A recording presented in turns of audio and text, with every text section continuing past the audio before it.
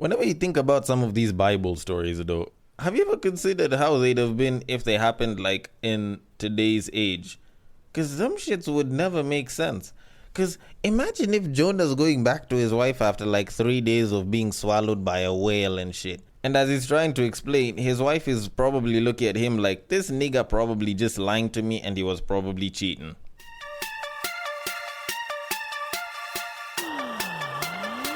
Get ready for the battle of the sexes.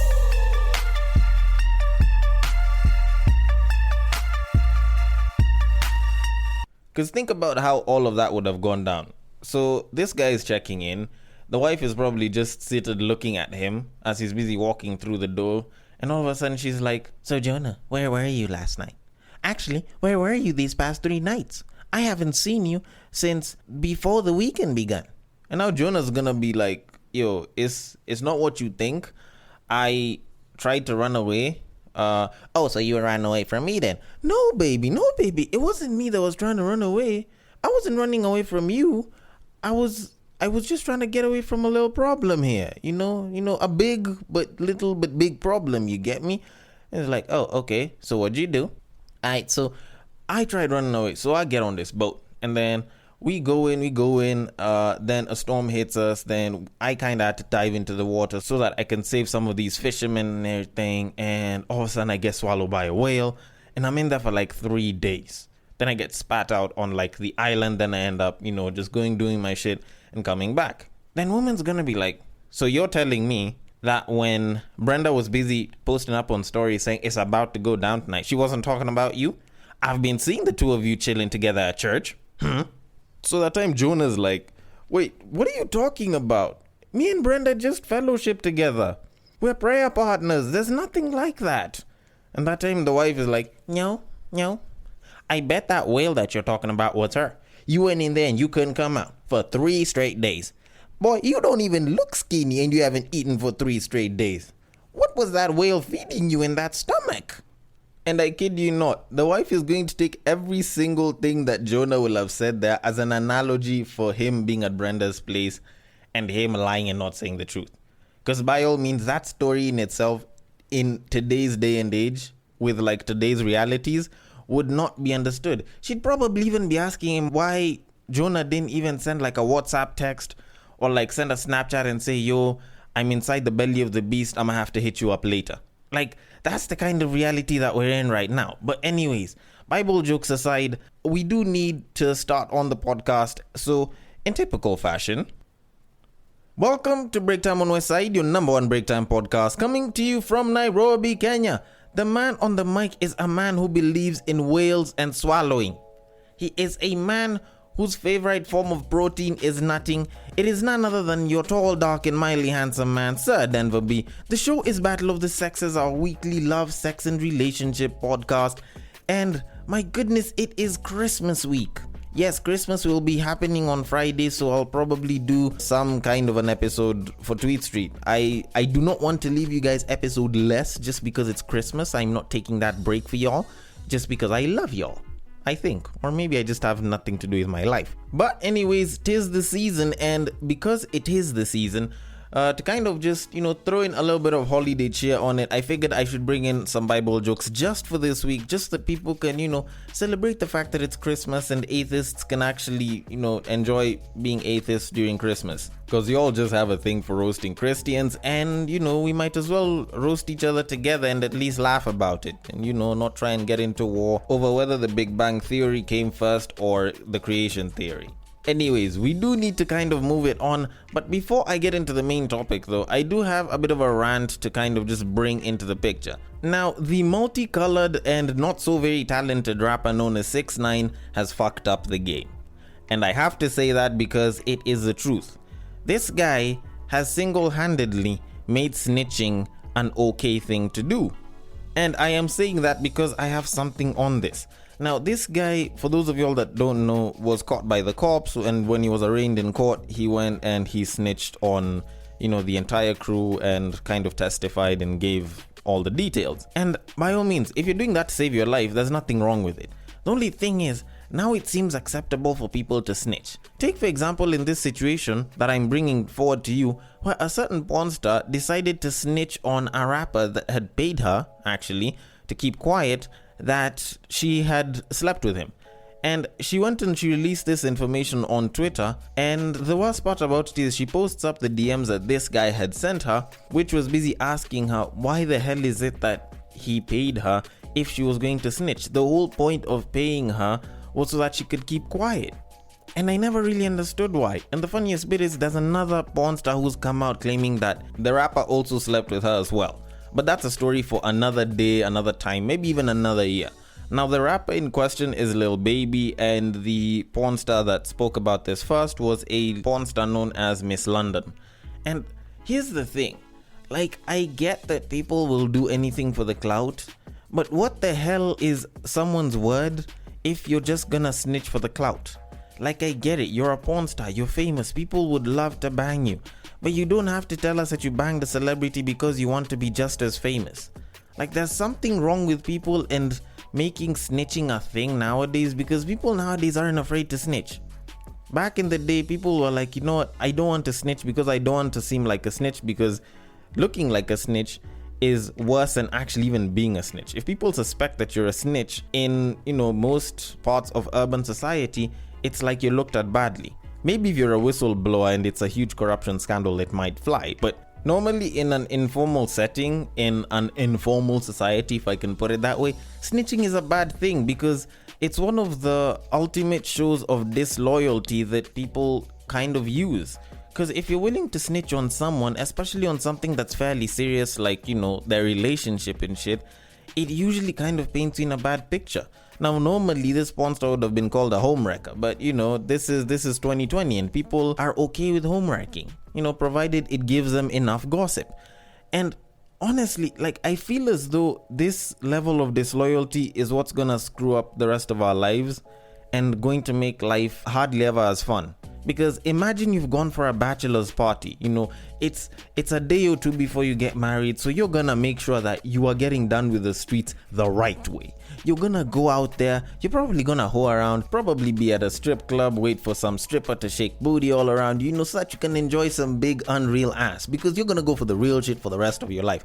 So why not go and test out some of the unreal shit?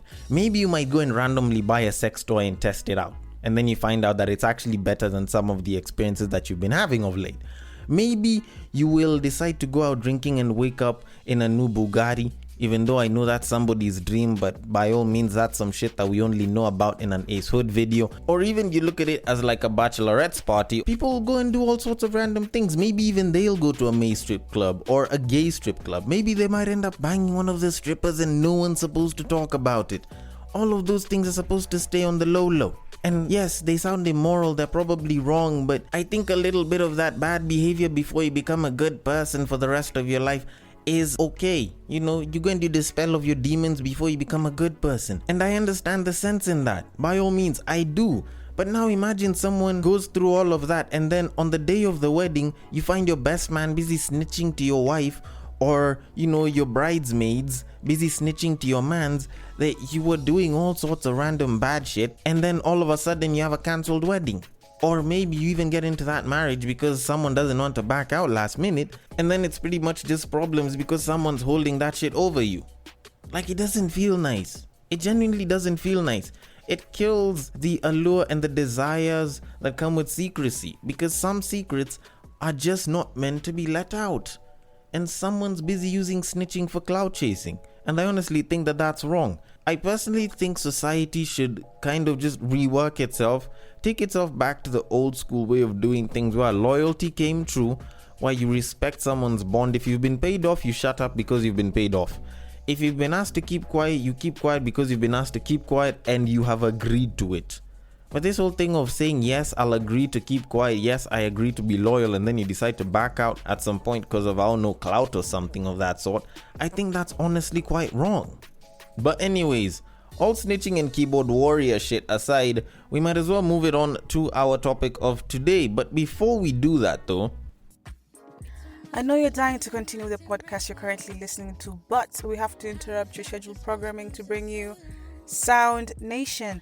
We delve into music ranging from hip-hop to rumba, rock to bongo and much Much more, we shall review new albums as well as fresh singles whilst paying homage to the sounds of the past. Find our episodes on Anchor, Apple Podcasts, Spotify, or any other podcast streaming platforms.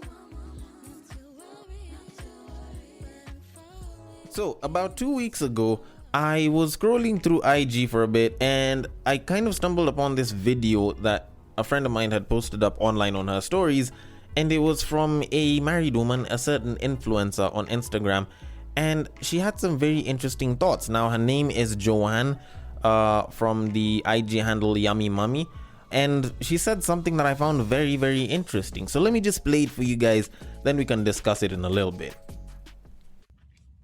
This is a quick public service announcement for anyone who needs to hear it, and you will know that you need to hear it because you will be triggered by what I am about to say. That man doesn't want you. He doesn't want you, babe. He doesn't want you. I have way too many women in my DM saying, "Oh, this man did this. What does this mean? I'm confused. I'm concerned. He stopped doing this. He hasn't called me in 2 days." It's because he doesn't want you. Don't let a man tell you that he doesn't want you more than once. And sometimes a man will tell you he doesn't want you, not by what he's saying or what he's doing, but what he's not saying, by what he's not doing. When a man wants you, you will know. When a man loves you, you will know. When he doesn't, you will be confused. So if you're confused, there is your answer. There is your answer. There is a man out there who is willing to love you, who is willing to treat you right. But because you are stuck on Kamau and Brian and Kevin down the road, you are not even giving this man a chance. Please, let it go. He doesn't want you. Alright, so as far as PSAs go, I honestly feel as though this one has the most "there's your answer" mentions of any other PSA I have ever heard. But that aside though, I do kind of have to start going into this because this kind of goes into the whole realm of getting relationship advice from Instagram and just from people that might not necessarily know what it is that they talk about. Now, normally I can go in and kind of just rip her apart, but firstly, I don't even know if I have the proper basis for that because this is a woman who's been married for a couple of years, has a bunch of kids and all. So by all means, she's probably beaten through like 90% of the so-called relationship gurus that exist online. These people that usually like to talk about how they know so much about partners and marriage and they barely know shit. So on that sense of experience alone, I'd probably say that I'm uniquely underqualified to actually partake in this discussion and actually challenge her. Except that there's one thing that I do have that I think she lacks, and that's the fact that I am male, meaning that I did come with a penis. So I kind of know a little bit here and there about guys and how guys function. Now, I have to say that I genuinely agree with one small bit of what she said. Sometimes people communicate by what they don't say and not necessarily about what they do say. That one I can totally agree with. Silent treatment is a thing. Ladies, you've been doing this for a while, so you have a bit of a PhD on this one, so it's not like I can really add on to that. And guys, we've pretty much received the brunt of such, or at least most of us have. So yes, I do agree that yes, sometimes people communicate by what they're not saying instead of what they are saying. But honestly, after that, things don't line up because I think there's a bit of, how would I call it, overgeneralization of the entire male species, because if we don't treat you a certain way, if we've stopped doing a certain thing, it's suddenly because we don't want you or we want to leave. Ladies, like y'all usually accuse us of generalizing women too much, but this is a little too much, even by my standards. Like damn, because honestly, I think I know enough guys that'll go through a stressful time and they won't want to talk to anyone about it. They'll probably want their own space. They'll probably go dead silent for like a week. And then shorty's gonna start wondering, is everything okay? Then they're probably gonna listen to this woman talk on this video and rant about the fact that he doesn't want you. And then you're going to end up leaving him at the point that he probably wants you the most. The hell? Just because it seems to be the case for one or two cases doesn't necessarily mean that it applies to everyone. And I think that's where a lot of people get it wrong, because one of the biggest issues with getting such kinds of advice is that it's so specific and sometimes it feels like it gives you the direct answer which you're probably looking for, but in reality it's probably just serving you a bit of BS, or it's utterly misleading. Just because someone's having a fever doesn't mean that they're dying of malaria. And that's kind of the situation with a lot of so-called relationship advice that people kind of get online. And yes, there's genuine places where you can get good, genuine advice. Reddit, Quora, they can be very helpful when it comes to giving you advice. But when someone gives you general band-aid on wound, kind of straight up, supposedly direct to the point, but not necessarily true advice, it's very easy to be misled. Because here's the thing, all relationships are different. And that's a fact that people need to actually start accepting. All relationships are different. People aren't built the same exact way, so obviously they're going to be different. Even the kids that come from some of these relationships are obviously going to be different. They're going to have different fingerprints. They're going to have their own kind of DNA and all. And when people try and treat relationships like they all work the same, they kind of get it wrong, and they sometimes end up ruining relationships that could have even been salvaged. Some of these relationships weren't badly off. Some of them, all that was required was probably a good discussion between both of these parties, and if they listened to each other, they'd have probably continued and they'd have thrived. But guess what? Someone decided to follow that advice and they'll end up out of a relationship. Cause thing is, I don't think all guys work the same. Actually, I think I can even make it a fact. Guys are different. Every guy is different and unique in their own special way. Think about it the same way people think about private parts. With ladies, it's not like all G-spots are located in the same exact place. Not all vaginas look the exact same way. Not all dick looks the exact same way. Which is why some of you ladies can go for size and then come back and lie to us that size doesn't matter. And fortunately for some of your ladies, that's besides the point right now. So let me kind of get back to it.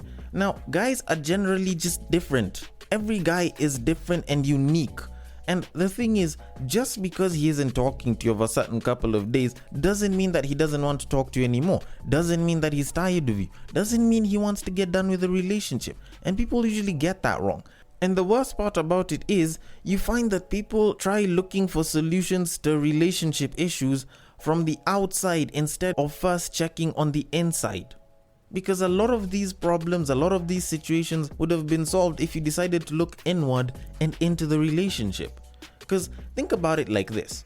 If this guy has been going quiet on you, he hasn't been talking as much, probably he hasn't been acting all lovey-dovey for the past 2-3 weeks. Let's assume he hasn't been doing that. And you've been worried, you've been wondering what's wrong with him. And you probably haven't bothered asking him, or you've asked him and he said, you know what, it's fine. And then you decide to go and start talking to a bunch of people that don't entirely know enough about your relationship. Or you start going online and then you start looking at relationship advice on Instagram. And guess what they tell you? They tell you that he's probably cheating and he doesn't care about you. Or that he just doesn't care about you, like this woman was saying. And yet, if you probably asked him why he was all standoffish, why he hasn't been giving you attention, why he hasn't been all lovey-dovey, you'd have probably realized that he's been having a pretty stressful time at work. Or maybe he's been dealing with a lot. Or maybe he's lost a friend but he hasn't known how to open up and tell you. Maybe because you haven't really been listening that well. And all of this would have probably been solved. All of your worrying would have probably been avoided if you'd have probably just asked him. And honestly, I think this is one of the most general pieces of advice that is very specific enough that I think it can apply to just about every single relationship. Communication is actually a very important thing. Just sitting down with your partner and actually just talking stuff out and saying what it is that hurts you, what it is that makes you feel good, that's the stuff that counts. It'll probably solve roughly about 80% of most of your relationship issues before they turn into something bad that can possibly end your relationship. Because if y'all talked about most of the stuff that affects you in the relationship, you'd have been sorting a lot more things out. And I'd probably have less to do as a love, sex and relationships podcaster. Not that I'm complaining, but well, it would have probably saved a hell of a lot of relationships.